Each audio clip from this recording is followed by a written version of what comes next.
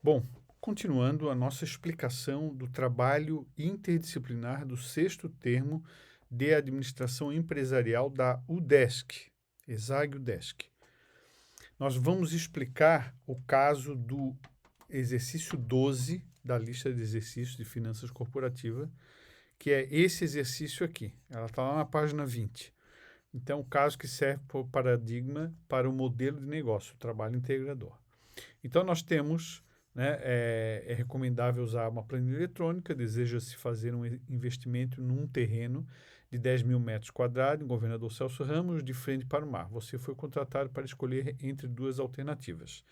Então, uma alternativa é o caso da pousada, construir 10 cabanas para veraneio com infraestrutura modesta e econômica. Tem um investimento inicial de 2,5 milhões, mais necessidade de capital de giro 100 mil, e tem uma previsão de receitas e uma previsão de custos e despesas de um valor residual da pousada no final do 20º ano. E tem uma segunda situação, que é o que vamos fazer, de um hotel, né? Construir um hotel de médio porte com classificação de 3 estrelas. Então vamos coletar os dados que precisamos e jogar no nosso quadro, né? O investimento inicial do hotel é mais do que a pousada, é 4 milhões e 200. 4 milhões, construção de imobilizados que precisa comprar, e necessidade de capital de giro, 200 mil. Vamos colocar isso lá no nosso diagrama. Então, o hotel requer um investimento inicial de 4 milhões e 200. No momento zero, né? Presume-se um momento zero, isso é óbvio que ele ocorre durante um período que você vai construir o hotel, né? Mas para fins de análise de investimento é mais interessante simplificar essa, assim, ou seja, o momento zero é o momento do investimento. Terminou o investimento, começa a contar o projeto a partir daí. Nosso fluxo de caixa é anual, né? Ano. E vamos às mais informações que temos aqui. Bom, temos uma previsão de receitas anuais do hotel de receita anual esperada, está aqui, né, de 1 milhão e 600. Tributos. O hotel pode se enquadrar no Simples Nacional e assim o fará. Calcule os tributos, considere-os como dedução da receita. Ok. E tem uma informação adicional aqui, que a diária média por pessoa é R$ 200. R$ 200 por pessoa. Lá no exercício da pousada, a diária é a diária da cabana, né? Então, é uma abordagem um pouco diferente. Aqui é por pessoa do hotel. Ok. Então, vamos por uma demonstração de resultado para anotar essas informações. Então, a receita bruta esperada é até esqueci, 1,600. 1 milhão e 600. O hotel vai adotar o Simples. Aí, gente, no nosso material tem uma explicação das tabelas do Simples, como funciona o Simples. Aqui nós não vamos olhar lá, ela está lá no nosso material, né? Aqui tem a fórmula efetiva do Simples, está lá na primeira unidade nós temos esse conteúdo. Nós vamos na internet, pesquisar na internet quais são as alíquotas de hotel. As alíquotas de hotel estão nesse anexo 3 da Lei Complementar 123 de 2006, que é a Lei do Simples Nacional. Nós temos ali um hotel que está faturando, que espera-se faturar anual, uma previsão de receita, de 1 milhão e 600. Então, ele está aqui nessa quarta faixa, e a alíquota teórica dessa faixa de faturamento é 16%, e o valor a deduzir é 35.640. Vamos anotar na nossa planilha. A alíquota teórica é 16%. E 16%. Tá. E a dedução, né? O valor da dedução é 35.640. Então, vamos calcular a alíquota efetiva aplicando aquela fórmula que está no nosso material. Receita bruta dos 12 meses, vezes a alíquota teórica, menos a parcela deduzida, dividido pela receita bruta total. Essa fórmula está aqui, né? Está aqui, e nós vamos calcular ela aqui do lado. Então, abrimos parênteses, receita bruta total vezes a alíquota teórica, 16%, fecha parênteses, menos a parcela a deduzir, é 35.640, 35.640, fechamos o parênteses aqui, fechamos o parênteses aqui, e agora vamos dividir pela receita bruta total de novo. Ou seja, a alíquota efetiva é 13,77%. É o percentual que a gente aplica sobre 1.600, né? 13,77 multiplicado por 1.600.000 dá 220. Portanto, já temos a receita bruta e, por diferença, conseguimos a receita líquida do hotel. Vamos buscar... Opa, aqui, ó. Preço de venda é 200, né? Diária por pessoa. Aqui, nesse planilha, eu já coloquei aqui a quantidade de venda de diária para se obter 1.600.000 de receita bruta, né?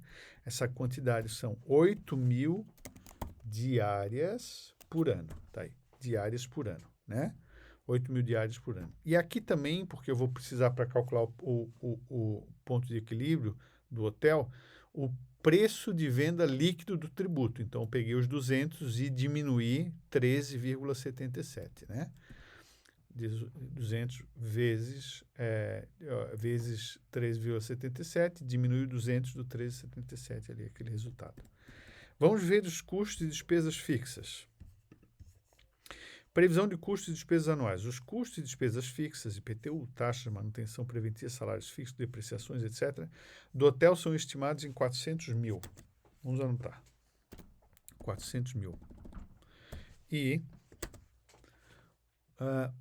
os custos e despesas variáveis, água, luz, telefone, salários variáveis, alimentação, etc., corresponde a 40% do faturamento.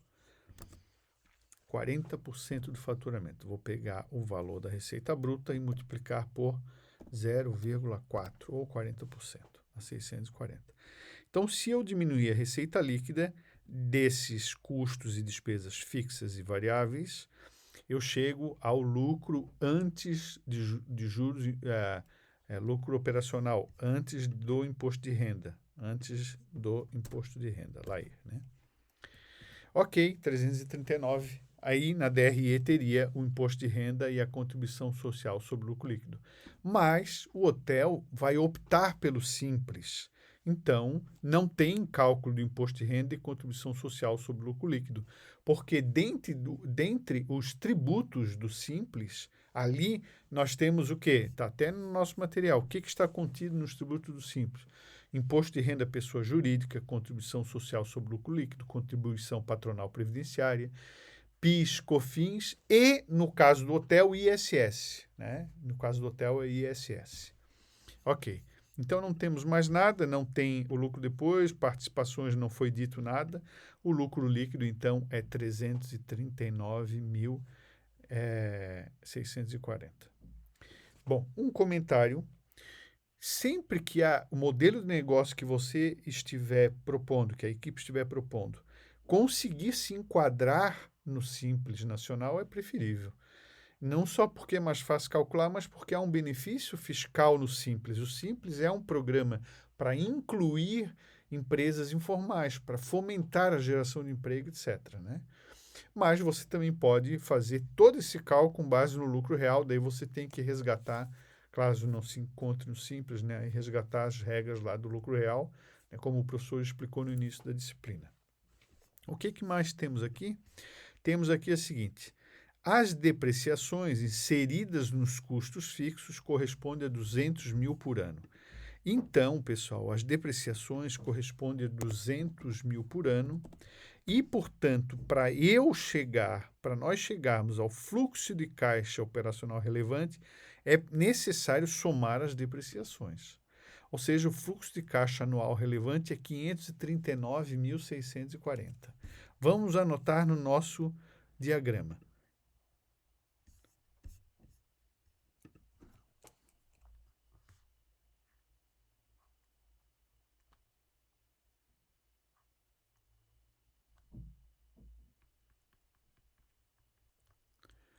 Desculpem aí, né?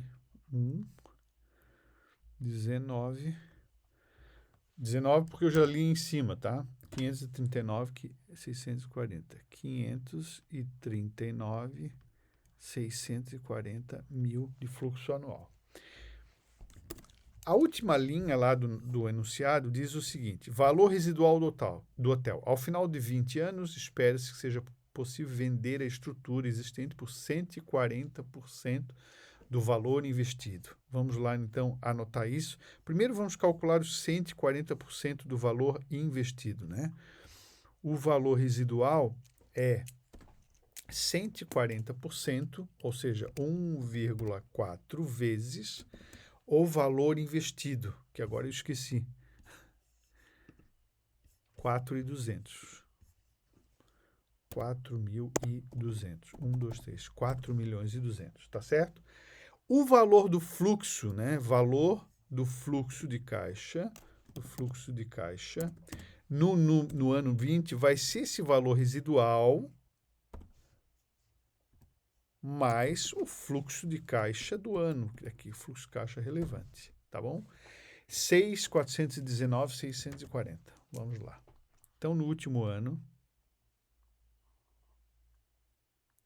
a flecha seria muito mais do que isso, né?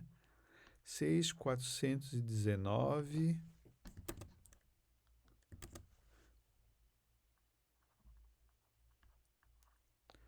640. Isso aqui no 20º ano. Ok.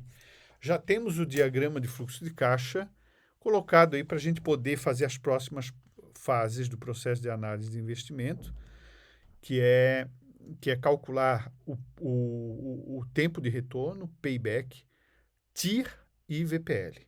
Tá? Então, vamos agora voltar para a nossa planilha. Nós já temos bastante informações para calcular o payback. Nós temos que escrever o fluxo de caixa. Quanto que é o valor do investimento inicial? É 4.200. Momento zero, né? 4.200.000. Qual é o fluxo de caixa? Está aqui. O fluxo de caixa anual é 539, vai do ano 1 até o ano 19, igual. E no ano 20, você tem um acréscimo em razão do valor residual do projeto, né? Então, vamos calcular o payback assim.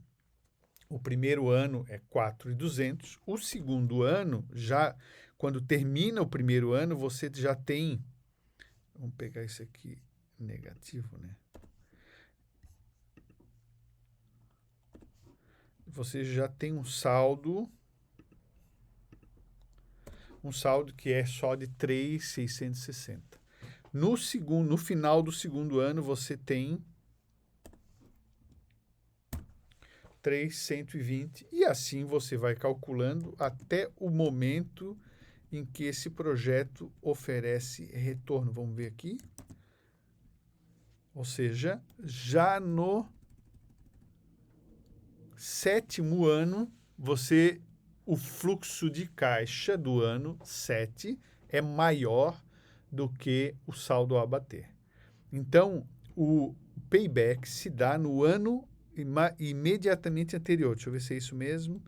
Então, terminou o primeiro ano, ok. Terminou o 7º ano, com saldo ainda. Então, é o 7º ano. Então, o payback se dá no 7º ano. E a gente aqui vai fazer... Opa, que 7º ano? 7A. Isso, 7º ano. E aqui nós vamos fazer o seguinte.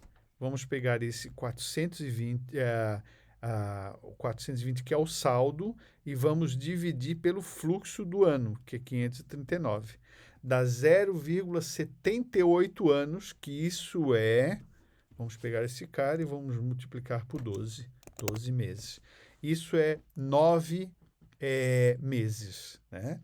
Vamos pegar esse resultado aqui, vamos diminuir o 9 e multiplicar por 30, para saber o finalzinho do dia, aquele 0,39, quanto que equivale em dias.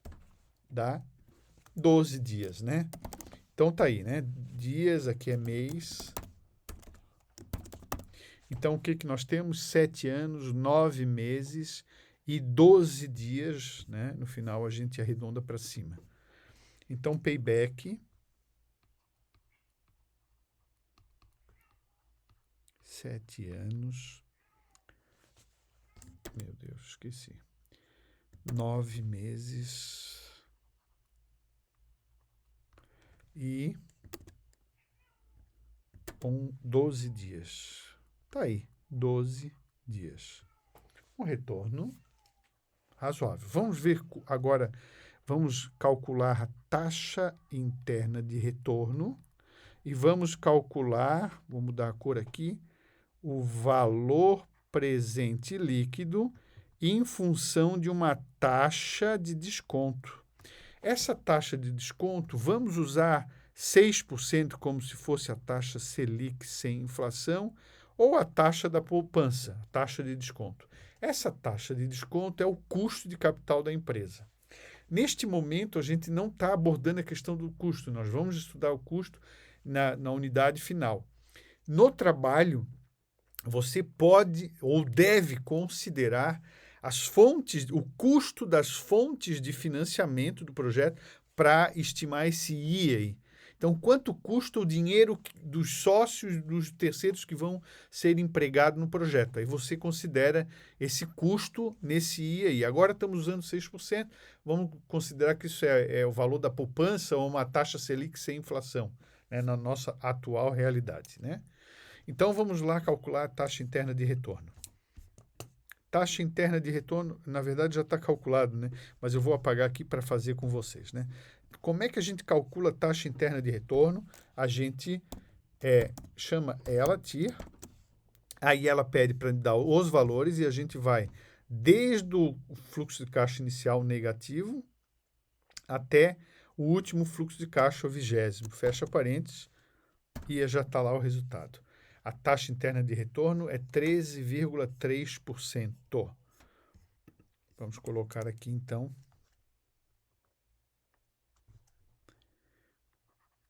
13,3% ao ano de retorno. Opa!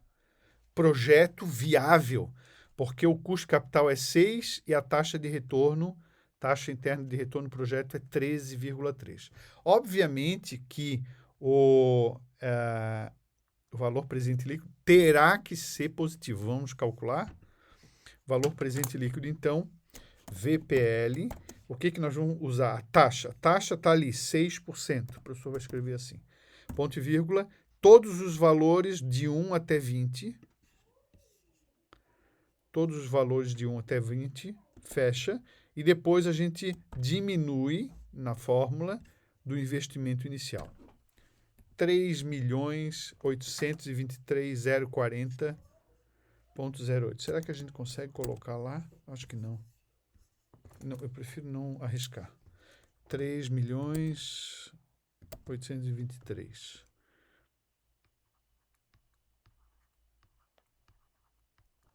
R$ 3.823.040,08. Opa, 08.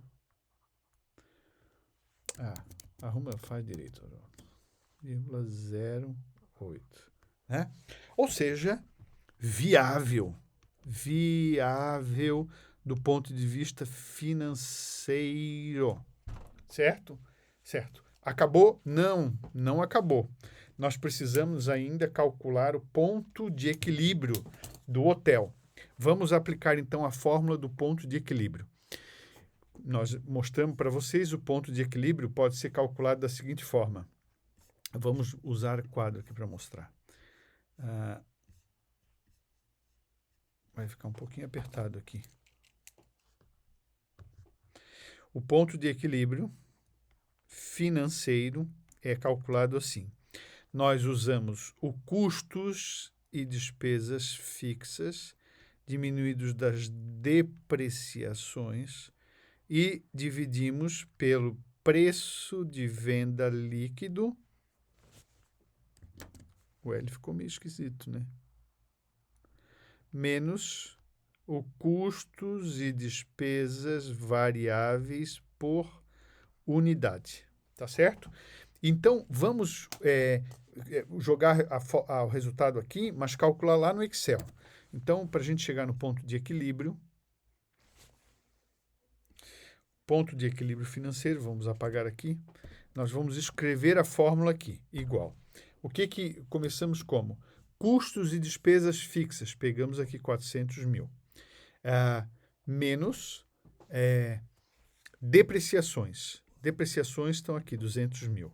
Tudo isso dividido, parênteses, preço de venda líquido, está aqui 172,46, menos o custo variável por unidade, que é aqui 80. Eu não fiz comentário sobre o custo variável por unidade. O que foi feito aqui? Já temos o resultado ali. Nós pegamos os custos e despesas variáveis, 640 mil, e dividimos pela quantidade que já havíamos calculado, dá 80. Então, o ponto de equilíbrio financeiro é 2.163 diárias por ano. Então, o ponto de equilíbrio financeiro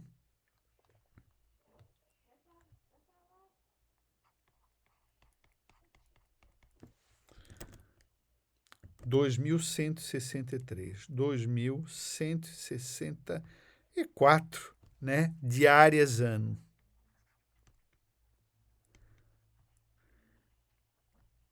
Aí, claro, tem que ver quantos quartos tem e tal, para saber se isso é alcançável ou não, e para a gente discutir. Qual é a quantidade de diárias que foi no enunciado? A quantidade de diárias que foi enunciado é 8 mil. Então, a empresa está operando bem acima do ponto de equilíbrio, 8 mil. Tá certo? Então, com isso, esse projeto é viável. Há queima de caixa? Não há queima de caixa. A empresa, esse hotel, esse projeto, não opera abaixo do ponto de equilíbrio financeiro. Ele opera acima do ponto de equilíbrio financeiro e, portanto, não há queima de caixa, né? Ok? Para eu saber quanto fosse a queima de caixa, eu teria que saber a diferença entre a operação, né? Quanto que eu vendo, por exemplo, vendo 2 mil, estou prevendo vender 2 mil diárias. Então, a gente ia pegar esse 164 aí e multiplicar esse 164 pelo custo variável e acrescer as despesas e custos fixos, né? Para eu chegar nessa queima de caixa. Quanto de dinheiro eu precisaria, né? Manter mensalmente, tá? Outra coisa que não foi explicado nesse exercício, que vocês podem considerar, é uma perspectiva de crescimento do negócio. É óbvio que o hotel não vai viver 20 anos vendendo 8 mil diárias. Ele vai começar vendendo 2 mil diárias e vai terminar, de repente, vendendo 10 mil diárias. Então, vocês podem considerar isso no cenário.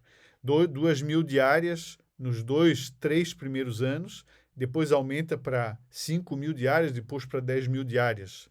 Você faz uma escala dessa forma. E aí você divide em 3 e calcula se tem a queima de caixa nos 2 primeiros anos, vai ter essa queima de caixa, e depois não tem mais queima de caixa. Essa queima de caixa é uma informação importante porque informa para os investidores quanto de capital de giro adicional, né, eles precisam colocar no empreendimento para que ele se mantenha naqueles períodos em que vai operar abaixo do ponto de equilíbrio financeiro. Tá certo, pessoal? Então é isso. Qualquer dúvida adicional em relação a essa explicação, né, do modelo de negócio, vocês podem perguntar em aulas síncronas, né, e em aulas presenciais, e a gente vai ter o prazer de responder, tá? Até o próximo vídeo.